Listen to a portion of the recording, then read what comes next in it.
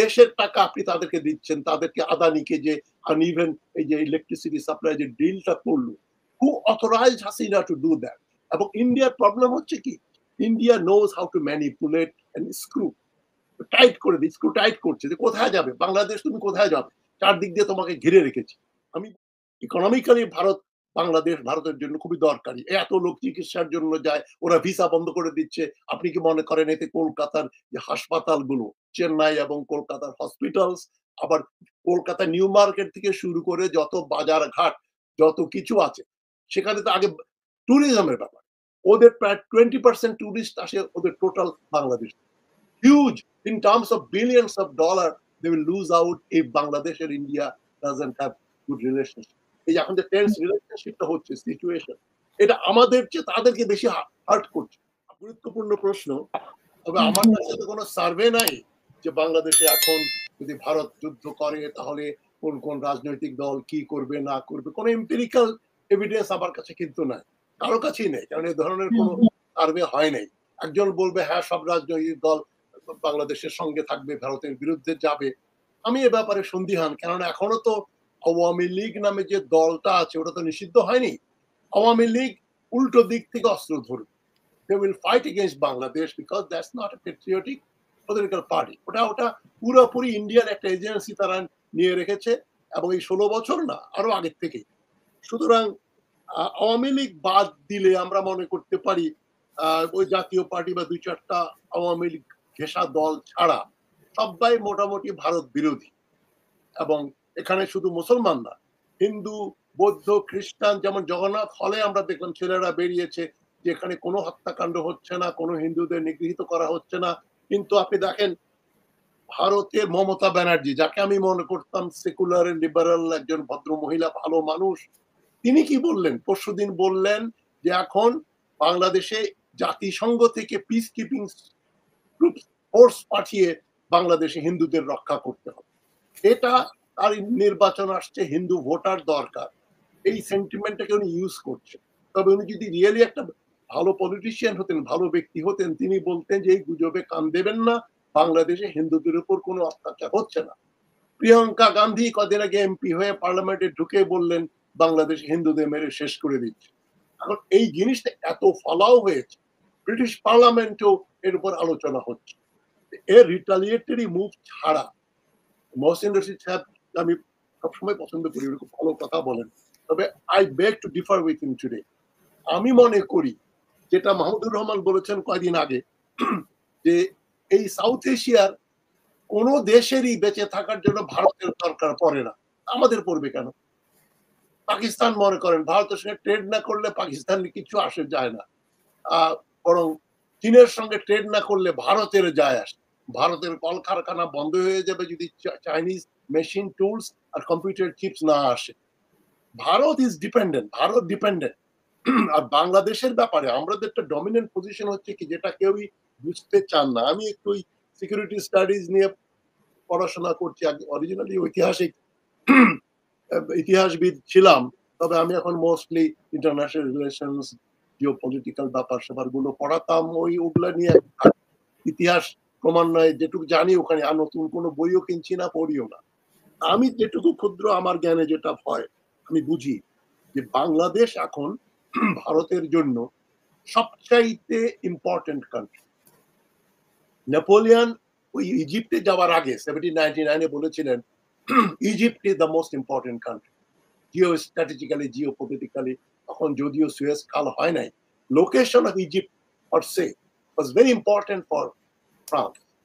এই যে Africa, Europe এবং এশিয়ার সংযোগস্থলে ওই জায়গাটা, মেডিটেরানিয়ান সি, আবার এদিকে নিচেই আবার ইন্ডিয়ান ওশান, এদিকে Asian trade root with China, এবং আফ্রিকার সঙ্গে পুরো ট্রেড ডিপেন্ড করে ইউরোপের থ্রু। একটা নর্থ আফ্রিকার একটা জায়গা, ইজিপ্ট হলে সবচেয়ে ভালো হয়। তদ্রূপ আমি মনে করি বাংলাদেশ এখন ভারতের জন্য সবচেয়ে গুরুত্বপূর্ণ দেশ।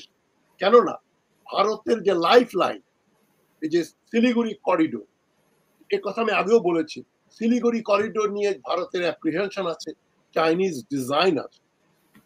চীন অলরেডি সিকিমের বিরাট অংশ দখল করে রেখেছে। অরুণাচল প্রদেশের উত্তর পশ্চিম দিকের সব জায়গায় চাইনিজরা কলোনাইজ করে ওরা বাড়ি ঘর ব্যারাক ট্যারাক সব বানিয়ে রেডি করে রেখেছে, এখন ইন্ডিয়ান সরকারও ঢুকতে পারে না। আকসাই চীন, ওই যে কাশ্মীরের কাছে, ওইটা বহুদিন থেকে চীন দখল করে বসে আছে। লাদাখও, মানে কয়েক হাজার স্কয়ার মাইল, স্কয়ার কিলোমিটার না, কয়েক হাজার ভারতীয় স্কয়ার কিলোমিটার মাটি চীনের দখলে। ভারতীয় মিডিয়াতে ওটা বলে না, কেন ওটা বললে তো প্রতিক্রিয়া হবে, ভারতীয়রা বলবে আরে এত বড় আর্মি এয়ারফোর্স আমরা কেন পালছি যদি চীনকে না সরাতে পারি। চীনের সঙ্গে যে ইকুয়েশনটা হচ্ছে অলমোস্ট 10:1 ভারতের যে শক্তি সামর্থ্য। যতই ভারত একটা পেপার টাইগার, ভারতীয় অ্যানালিস্ট আমি যাদের সঙ্গে আলাপ করেছি তারাই বলে you people think we are a super power but we think we are a third world country. এখনো তো ভারত থার্ড ওয়ার্ল্ড কান্ট্রি, বাংলাদেশের চাইতে তাদের পার ক্যাপিটা ইনকাম কম। বাংলাদেশের পার ক্যাপিটা ইনকাম তো এটা পলট্রি, এটা এত কম, এর চেয়েও ভারতের পার ক্যাপিটা ইনকাম কম। হিউম্যান ডেভেলপমেন্ট ইন্ডেক্স, আমার কথা না, অমর্ত্য সেন পর্যন্ত বলছেন যে বাংলাদেশের এইচডিআই, হিউম্যান ডেভেলপমেন্ট ইন্ডেক্স, এই চাইল্ড মর্টালিটি বলেন, লাইফ এক্সপেক্টেন্সি বলেন, কোয়ালিটি অফ লাইফ বলেন, ইন্ডিয়ার চেয়ে ভালো। এখন ভারতের জন্য বাংলাদেশ কেন সবচেয়ে গুরুত্বপূর্ণ দেশ? চীনের সঙ্গে আজ হোক বা কাল হোক একটা কনফ্রন্টেশন হতে হবে। যেমন ওই যে টেকটনিক প্লেট গুলো, ওয়ার্ল্ডে যখন ভূমিকম্প হয়, ভূমিকম্পের আগে ওটা চলতে থাকে, চলতে আসতে থাকে, জমা হচ্ছে, একদিন ওটা এক্সপ্লোড করে। তো চায়নার ইন্টারেস্টের জন্য, চায়নাকে রিয়েলি সুপ্রিম সুপার পাওয়ার হতে হলে তাকে China will have to contain India. ওই যে শুধু অরুণাচল প্রদেশের জায়গা তারা ম্যাকমোহন লাইনে ব্রিটিশরা তাকে তাদের দিয়ে রেখেছে 19th সেঞ্চুরি, ওইটার জন্য চায়না মরিয়া না। চায়না চায় ইন্ডিয়ান ওশান, বে অফ বেঙ্গল তার কন্ট্রোলে থাকবে। সেই জন্য বাংলাদেশও চায়নার কাছে, চায়নার দুইটা দেশ খুব ইম্পর্টেন্ট, একটা পাকিস্তান আর একটা বাংলাদেশ। তবে ভারতের জন্য Pakistan would be a potential military threat as it, চায়নার সঙ্গে তাদের ভালো সম্পর্ক। কিন্তু বাংলাদেশ হচ্ছে ভারতের লাইফ লাইন। চীনের সঙ্গে যুদ্ধ হলে, যখন যদি শিলিগুড়ি করিডোর, চীন first thing they will do, they will snap, ওটাকে কেটে দেবে, ওখানে তারা দখল করে ফেলবে। তখন এই কলকাতা থেকে আগরতলা যাওয়া, মানে মেইন লাইন ইন্ডিয়া থেকে নর্থ ইস্টে যাওয়ার যে রুট, ওইটা কোথা দেওয়া হবে? Only route is Bangladesh. এবং এই যে আমরা যতই শুনি পদ্মা সেতু, এটা নাকি সাউথ ওয়েস্ট বেঙ্গলের সঙ্গে ঢাকার কানেক্টিভিটি করার জন্য পদ্মা ব্রিজ করা হয়েছে ইত্যাদি, this is a BS argument. না, পদ্মা ব্রিজের মেইন কারণ হচ্ছে কলকাতার সঙ্গে আগরতলার একটা রোড লিংক তৈরি করতে। এখন ইচ্ছা করলে ইন্ডিয়া ট্যাঙ্ক এবং তাদের গাড়ি নিয়ে, মিলিটারি কনভয় নিয়ে পুরো কলকাতা থেকে আগরতলা এই 12-13 ঘন্টার ভেতরেই চলে আসতে পারে। এইটা ইনশিওর করার জন্য ভারত যা কিছু দরকার করবে। ভারতের সঙ্গে আমাদের ট্রেড ডেফিসিট আছে, কারণ আমরা $15 বিলিয়ন ট্রেড করি, 14 বিলিয়নই ভারতের পক্ষে, আমাদের 14 বিলিয়নের ট্রেড ডেফিসিট। এটাও একটা ব্যাপার। ভারতীয় কাজ করে রেমিটেন্স নিয়ে যায়, এটাও ভারতের একটা income in addition to that trade deficit. Economically Bangladesh ভারতের জন্য খুবই দরকারি। এত লোক চিকিৎসার জন্য যায়, ওরা ভিসা বন্ধ করে দিচ্ছে। আপনি কি মনে করেন এতে কলকাতার যে হাসপাতালগুলো, চেন্নাই এবং কলকাতার হসপিটালস, আবার কলকাতা নিউ মার্কেট থেকে শুরু করে যত বাজার ঘাট, যত কিছু আছে, সেখানে তো আগে ট্যুরিজমের ব্যাপার, ওদের প্রায় 20% টুরিস্ট আসে ওদের total Bangladesh. Huge in terms of billions of dollar they will lose out if Bangladesh আর India doesn't have good relationship. এই যে এখন যে টেন্স রিলেশনশিপটা হচ্ছে, সিচুয়েশন, এটা আমাদের চেয়ে তাদেরকে বেশি হার্ট করছে। আপনি কলকাতার হাসপাতালগুলো বেকার বসে আছে, নিউ মার্কেটে যান, ঠানঠানা লোকজন নেই। এই যে শপিং স্প্রি বাংলাদেশের, তারপরে তো একের পর এক আক্রমণ করছে, ওই যে হোটেল থেকে বের করে দিল, ওইখানে আসছে। ওইটা হচ্ছে একটা এক ধরনের দিমাগ, মানে ভাবছে যে offence is the best defence, এটা করলে বাংলাদেশ উইল কাউ ডাউন। এটা ওদের ফরেন পলিসির একটা সবচেয়ে বড় ল্যাপস। এই যে ইন্ডিয়ান ফরেন পলিসি নিয়ে এখন অনেকেই বলছেন যে দে হ্যাভ টোটালি ফেইল, ওদের কোনো ফরেন পলিসি নাই, যে জন্য একমাত্র দেশ হচ্ছে ভারত। আগে ছিল ইসরায়েল এবং সাউথ আফ্রিকা, যাদের নেইবারদের সঙ্গে, তাদের সবগুলো নেইবারের সঙ্গে খারাপ সম্পর্ক ছিল। এখন আপনি দেখেন ইসরায়েলের সঙ্গে তো ইজিপ্টের ডিপ্লোম্যাটিক টাই আছে, এবং সৌদি আরব, ইউএই, তাদের সঙ্গেও, জর্ডানের সঙ্গেও আর মোটামুটি একটা রিলেশনশিপ আছে। কিন্তু ভারতের এমন একটা অবস্থা, China, Pakistan, Nepal, Bangladesh, Bhutan, Sri Lanka, even tiny মলদ্বীপস, তাদেরও ওখানে পলিটিক্স হয় বয়কট ইন্ডিয়া। এখন ওটা এফেক্টিভ হয় না, তারা ছোট দেশ, ৫-৭ লক্ষ লোক। কিন্তু আপনি দেখেন মলদ্বীপের মতো দেশও বলছে আমরা ভারত বয়কট করব, করে ইলেকশনে জিতছেন মৈত্র। এখন ভারতের যে অবস্থা, তাদের ফরেন পলিসি টোটালি ফেল করেছে এই ইনক্লুসিভ নেচারের জন্য। সব জায়গায় সার্কটা তারা ভেঙে দিল। আর ওদের সঙ্গে ট্রেড কমার্স করব, তার আগে সার্ক ভেঙে দিচ্ছি, যে সার্ক হলে পরে Pakistan also plays an important role, Bangladesh plays an important role. ওটা না থাকলে ভারত মনে করছে I will be the dominant force in South Asia. আর ওদের ওই যে ব্রেইনের ভেতরে একটা জিনিস টিউমার যদি হয়, তখন তারা মনে করে যে আমরা হচ্ছি একটা mega super power. Bhutan, Nepal, Bangladesh এদেরকে আমরা কেয়ার করি না, একমাত্র ওরা কেয়ার করে চায়না অ্যান্ড পাকিস্তান। যে জন্য পাকিস্তানের সঙ্গে, যেটা মহসিন রশিদ সাহেব বললেন, ভিসা দেওয়ার ব্যাপারে they are much more liberal. Wagah বর্ডারে লোকজন আসা যাওয়া করছে, এখনো there is some sort of relationship. যদিও পাকিস্তানের সঙ্গে ডিসপিউটটা এখনো অ্যালাইভ, কাশ্মীর সিন্স 1947। তা সত্ত্বেও তারা যুদ্ধও করেছে ওদের সঙ্গে। আমাদের সঙ্গে তো এখনো কোনো যুদ্ধ হয়। আমাদের চাইতে পাকিস্তানের সঙ্গে ভারতের সম্পর্ক আরো খারাপ হওয়া কথা ছিল, কিন্তু দে আর প্র্যাগমেটিক ওই জায়গায়। কিন্তু এখন এখানে আমাদের কি হবে যদি আমরা মনে করেন one fine morning we decide that we snap all ties with India. আমরা পেঁয়াজও আনবো না, রসুনও আনবো না, কিছুই কিনবো না, কিছু বিক্রিও করবো না, কিছু কিনবো। এতে বাংলাদেশের কি ক্ষতি হবে? এবং অন টপ অফ দ্যাট, ওই যে আগরতলায় আমাদের ডেপুটি হাই কমিশনে হামলা করেছে, ওই প্রিটেক্সটেই বাংলাদেশ বলতে পারতো we suspend diplomatic ties with you for an indefinite period.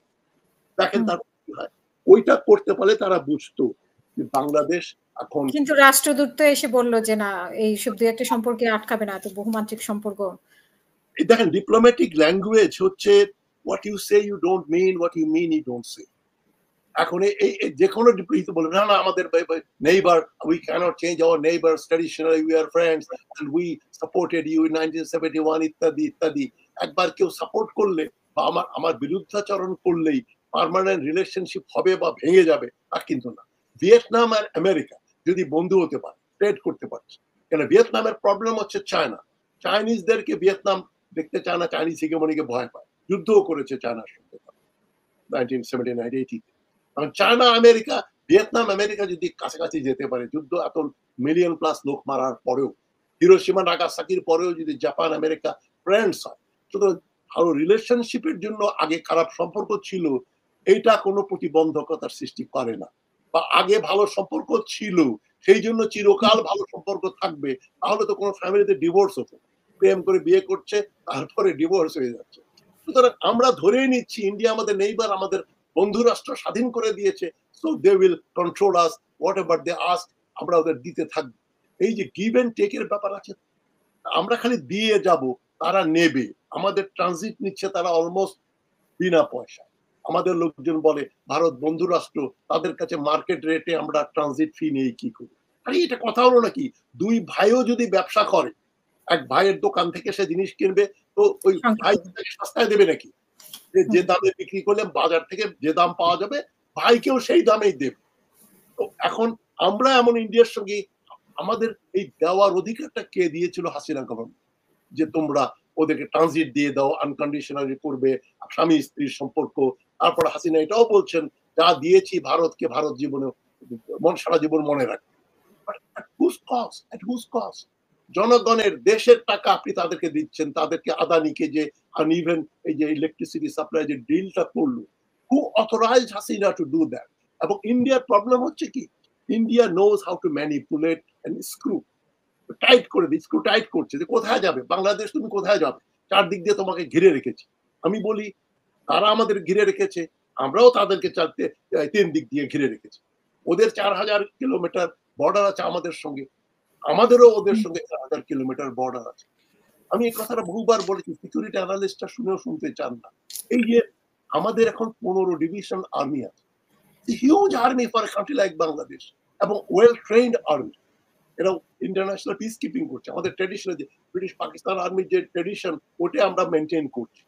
এখন এই 15 ডিভিশন দেশকে আমি শেষ করছি, 15 ডিভিশনটা আর্মি দেশকে দখল করতে হলে ভারতের কমপক্ষে 20 থেকে 25 ডিভিশন ট্রুপস আনতে হবে। এটা কোথেকে আনবে? চায়না বর্ডার থেকে উইথড্র করবে না পাকিস্তান বর্ডার থেকে উইথড্র করবে। এবং এটা করে তাদের বর্ডারের মোবিলাইজ করতে হলে 20 ডিভিশন সোলজারের জন্য ওদের জন্য গ্যারিসন বানাতে হবে, ওদের জন্য বাথরুম বানাতে হবে, ওদের জন্য ব্যারাক বানাতে হবে। আপনি এই 20 ডিভিশন সোলজারের রাখার জন্য আপনার 5 বছরের প্রিপারেশন লাগে। ওইরকম কোনো প্রিপারেশন আগরতলায় বা মণিপুরে বা ওই সব জায়গায় নাই, যে তারা তো চায়না নিয়ে ওয়ারি করেছে। বাংলাদেশ নিয়ে তারা 1971 থেকে ওয়ারি করছে না। ইভেন 1947 থেকে 71 পর্যন্ত তারা ওয়েস্ট পাকিস্তান নিয়ে ওয়ারি ছিল। এইখানে ট্রুপ মোবিলাইজ করার যে ইনফ্রাস্ট্রাকচার সেটা গড়তেও তাদের 5 বছর সময়। এমন না যে আপনি ঢুকে পড়বেন সোজা ট্যাঙ্ক নিয়ে আগরতলা দিয়ে ফেরিতে চলে আসবেন, আর আমাদের আর্মি, আমাদের আর্মড কোর, আমাদের আর্টিলারি বসে থাকবে, আমাদের এয়ারফোর্স বসে থাকবে, তা তো না। এখানে একটা অসম যুদ্ধ হবে এবং ভারতের চায়না ফোবিয়া একটা আছে। চায়না ওন্ট অ্যালাউ একটা এই ধরনের একটা ওয়াক ওভার, ইন্ডিয়া ট্যাঙ্ক নিয়ে ঢুকে পড়বে আর চায়না বসে থাকবে। That won't happen. চায়না নিজের স্বার্থেই চায়না বলবে we must pressure India. Pakistan ওটার সুযোগ গ্রহণ করবে। চায়না, পাকিস্তান, বাংলাদেশ এদের মধ্যে একটা আনরিটেন আন্ডারস্ট্যান্ডিং ইভলভ করছে। এখন ওটা আরো স্ট্রেংথেন হবে। এই ভারত যদি ওই ভুলটা করতে যায়, যেটা আমাদের অনেকেই ভয় পায়। ভারত ওই যে আপনার আপনার চ্যানেলেই ডক্টর কলিমুল্লাহ বললেন তারা 35,000 সোলজার নিয়োগ করেছে, মিসাইল ইউজ করেছে যেটা 70 মাইল পর্যন্ত হিট করতে পারে। এই পাগলামি ভারত করবে না। এবং ইন্টারন্যাশনালি একটা ছোট দেশ বাংলাদেশকে তারা ভারত যদি আক্রমণ করে, ওরা গ্রাউন্ড ওয়ার্কটা তৈরি করছে, কিন্তু সেই জন্যই ভারতে হিন্দু পারসিকিউশন হচ্ছে। এবং এটা তো আমি শেষ করছি এই লাইনটা বলে, ভারত নিচে বললো যে আমরা কিন্তু এই নেইবারিং দেশগুলোতে হিন্দুদের উপর অত্যাচার হলে আমরা কিন্তু চুপ করে বসে থাকবো। বাট এটা তো interfering in some countries internal affair. Bangladesh তো বলছে না, পাকিস্তান তো বলছে না তোমরা মুসলমানদের মসজিদ ভেঙে ফেললে আমরা আক্রমণ করব, এবং ইন্ডিয়াতে যদি মুসলমানদের ক্ষতি হয় আমরা কিন্তু সহ্য করব না। এইটা বলাটা হচ্ছে you are interfering in another countries internal affair.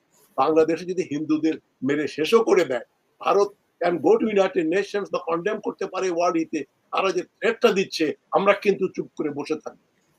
এটাই হচ্ছে ইন্টারফেরেন্স, আনডিউ ইন্টারফেরেন্স। আমার দেশে কি হচ্ছে না হচ্ছে আমাদের অভ্যন্তরীণ ব্যাপার। 71-এও তাই পাকিস্তান বলতো, তো অনেক দেশই বলেছে India has no right to do anything about. এখন এটাই বলে আমি শেষ করছি যে আমাদের ভারতকে ভয় পাবার কিছু নেই, তোষামত করার তো প্রশ্নে ওঠে না। ভারতের সঙ্গে ব্যবসা বাণিজ্য না যখন করেছি আমি 65 থেকে 71 পর্যন্ত, 1965 থেকে 1971 পাকিস্তান যখন ছিল, এটা ইস্ট পাকিস্তান ছিল, ভারতের সঙ্গে আমাদের রিলেশনশিপ ছিল মিনিমাম, ট্রেড কমার্স এমন কিছু হতো। আমাদের আমাদের রুগীরা তখন কোথায় চিকিৎসার জন্য যেত? ঢাকায় এতগুলো হসপিটাল বাংলাদেশে। কারণটা কি? আমরা আনএথিক। আমি যারা ইন্ডিয়াতে চিকিৎসা করতে যাই, আমি জিজ্ঞেস করলাম আত্মীয় স্বজন বন্ধু বান্ধব, ভাই কলকাতাতে যাও কেন? বলে ভাই যে ট্রেন ভাড়া দিয়ে গেলেও তো সস্তা পড়ে, ওইখানে গেলেই আপনাকে বলবে না যে এতগুলো টেস্ট করো, ব্লাড, ইউরিন, এটা সেটা, ইসিজি, যা লাগবে না সবগুলো করবে। এবং ইনএফিশিয়েন্ট অ্যাসিস্ট্যান্টরা কাজ করছে, ডাক্তাররা ওভারওয়েলম।